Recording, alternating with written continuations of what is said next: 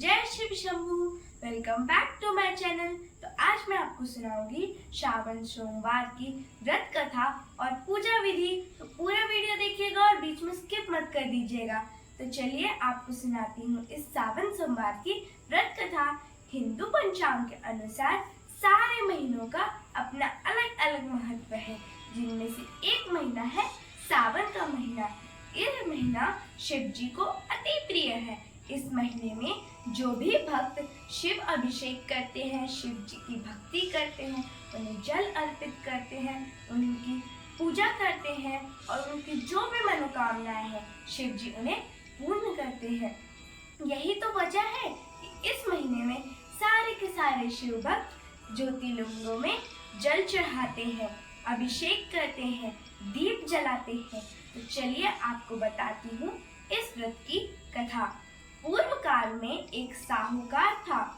वह बड़ा ही धनी था, लेकिन उसकी कोई भी संतान नहीं थी और उसे एक चिंता थी कि मेरी मृत्यु के बाद मेरा वंश समाप्त हो जाएगा।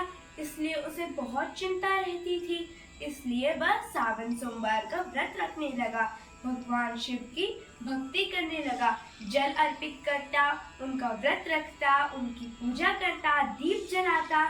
तो इन सारी भक्ति से प्रसन्न होकर माता पार्वती ने शिव जी से बोला, हे प्रभु, आपका परम भक्त साहूकार को देखिए, वो आपकी व्रत करता है, आपका पूजा करता है, आप उसकी मनोकामना पूर्ण क्यों नहीं कर देते?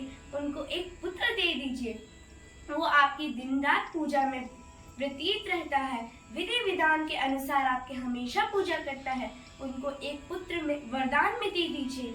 तो फिर शिव जी कहते हैं कि ये असंभव है। जो जैसे कर्म करता है उसे वैसे फल मिलता है, जैसे जो किसान बीज बोता है उसे वैसे फल मिलता है। साहूकार के कर्म के अनुसार उसे पुत्र की प्राप्ति नहीं हो सकती। तो पार्वती माता बोलती है कि अगर ऐसा ही है तो आपकी कोई पूजा क्यों ही करेगा, आपकी आराधना क्यों ही करेगा जब आप किसी की मनोकामना पूर्ण नहीं कर सकते। तो शिव जी कहते हैं, अच्छा ठीक है, मैं उन्हें एक पुत्र वरदान में देता हूँ, लेकिन उनकी आयु सिर्फ 12 वर्ष तक ही रहेगी और 12 वर्ष के बाद उसकी मृत्यु हो जाएगी। तो पार्वती माता कहती है, ठीक है, कोई बात नहीं। उसी दिन साहूकार के सपने में शिव जी आते हैं और कहते हैं, हे साहूकार, तुम्हें जल्द ही पुत्र की प्राप्ति होने वाली है, लेकिन उसकी आयु कम रहेगी और वह 12 वर्ष में मर जाएगा। जब साहूकार की नींद खुलती है तो उसे बिल्कुल भी खुशी नहीं होती है। कुछ ही दिनों में उसकी पत्नी गर्भवती बन जाती है और उनको एक सुंदर पुत्र की प्राप्ति होती है। वो बहुत ही सुंदर था। पुत्र के आने से पूरा घर चहक महक जाता है, लेकिन साहूकार को खुशी नहीं होती है, क्योंकि उसे सब कुछ पहले से पता था। जब पुत्र 11 वर्ष का हो जाता है तो उसकी पत्नी कहती है कि बेटा, तुम्हें अब विवाह कर लेना चाहिए, लेकिन साहूकार इससे मना कर देता है और मामा से कहता है कि जाओ अपने भांजे को काशी ले जाओ, उसे पढ़ाओ लिखाओ और जाते समय रास्ते में ब्राह्मणों को भोजन करवा देना और यज्ञ कर देना। तो मामा कहते हैं ठीक है, और मामा वैसे ही करते हैं। जब भांजा और मामा रथ में जा रहे थे तो एक नगर पड़ता है। उस नगर के राजा की बेटी राजकुमारी की शादी एक कान्हे से हो रही थी और कान्हे के पिता को इस बात की चिंता थी कि अगर सबको पता चल गया कि मेरे बेटे कान्हा है और उसकी शादी राजकुमारी से हो रही है तो मेरे ऊपर तो बहुत बड़ी मुसीबत आ जाएगी। तो वो मामा से कहते हैं कि आप कुछ देर के लिए अपना भांजा इससे मेरे को दे दीजिए, मैं कुछ ही देर में आपके भांजा को आपके वापस लौटा दूंगा। तो फिर मामा मान जाते हैं और भांजे की शादी उस राजकुमारी के साथ हो जाती है। फिर भांजा उस अपनी पत्नी के दुपट्टे में यह लिख देता है कि मेरा विवाह तुम्हारे साथ हुआ है, लेकिन तुम जिसके साथ जाओगी वह कान्हा है। और यह लिखकर मामा और भांजा काशी के ओर निकल जाते हैं। जब दुल्हन वह पड़ती है तो वह अपने पिता को बताती है कि मेरे जब विवाह हुआ था तो वो साहूकार के बेटे तो काशी चले गए, मैं उस कान्हे के साथ नहीं जाऊंगी, मैं अपने पति के साथ जाऊंगी।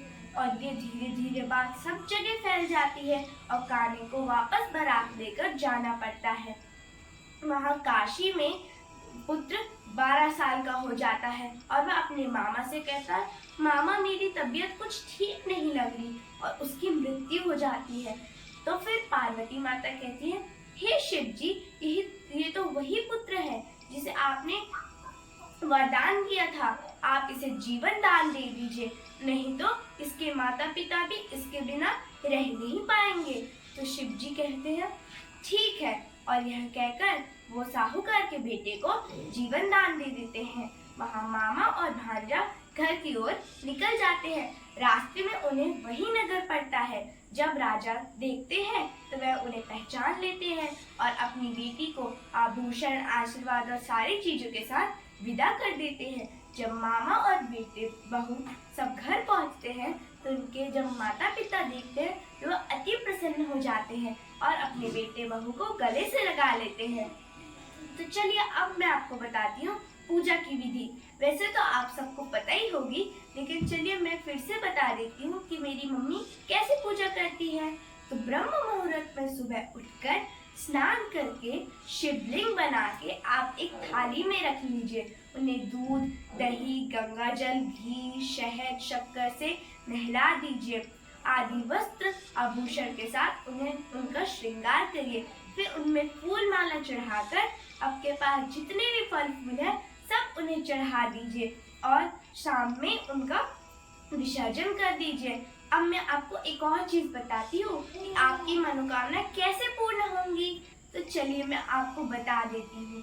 हर दिन आपके पास कोई ना कोई गमला तो होगा, गार्डन तो होगा ही, मतलब कोई सा भी छोटा सा गमला तो होगा। उसी गमले की मिट्टी से एक छोटी सी शिवलिंग बना लीजिए और बनाते समय यह मंत्र बोलेगा, ओम त्र्यंबकं यजामहे सुगंधिं पुष्टिवर्धनम् उर्वारुकमिव बन्धनात् मृत्युर्मुक्षीयमामृतम्। फिर बनाकर उसे दूध और दही से अभिषेक कर दीजिए। थोड़ा सा चावल, बेलपत्री और फूल के साथ उन्हें प्रणाम करके उनकी पूजा कर लीजिए और शाम में उनका विसर्जन कर लीजिए। इससे आपकी सारी मनोकामनाएं पूर्ण हो जाएंगी।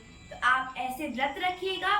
वैसे तो सावन सोमवार का व्रत आपको रखना चाहिए और सारे सावन के महीने में जितने भी दिन आते हैं उस दिनों में आपको शिव जी की पूजा करनी चाहिए। तो आप भी पूजा करिएगा और आपकी जितनी भी मनोकामनाएं हैं सब पूर्ण हो जाएगी। जय शिव शंभू। और like my channel, subscribe my channel. अच्छा लगा तो थैंक यू।